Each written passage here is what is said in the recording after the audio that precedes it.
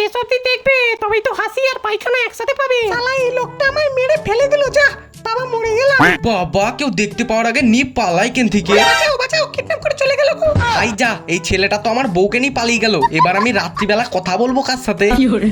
বাড়িতে আসার পর কিরে পাখা, আমার পাশে তোকে কেমন বড় লোক ফিলিংস আসছে বল? চুপ কর শালা, সারাদিন খালি বাইরের পাইপ থেকে মুতিস। ও আবার আমাকে বেশি ডায়লগ মারছে, শালা প্যানে মুতো। শালা আমি যদি ঠান্ডা হওয়া ছাড়ি না, তাহলে তোর সেইটা পুরো গুটিয়ে ছোট হয়ে যাবে রে।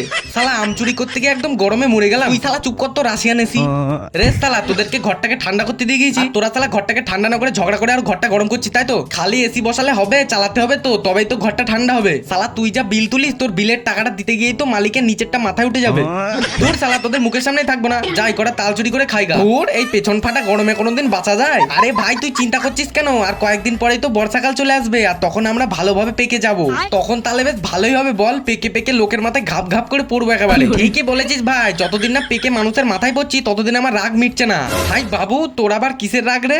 বাবা তুমি কি ভুলে গেলে তোমার বৌমা ওই পাশের গাছটাই হয়েছিল, আর একদিন একটা মানুষের বাচ্চা তোমার বৌমাকে মেরে কেটে খেয়ে নিল, তোমার মনে নেই সেটা? শালা তাল তো আজকে পেড়েই ছাড়বো দেখ। এ বাবু তুমি গাছে উঠছো কেন? হ্যাঁ আরে পাগলা, তোদের পারবো বলে রে। শালা গাছটাকে তোমার বাবা লাগিয়েছে নাকি? হ্যাঁ শালা মেরে না প্যান খুলে ল্যাংটো করে বাড়ি পাঠিয়ে দেবো। শালা তাল পাড়ার জন্য গাছে ওঠা লাগবে না রে। এই দেখ আমার হাতে কাঠারি আছে, এবার দেখ কি করি।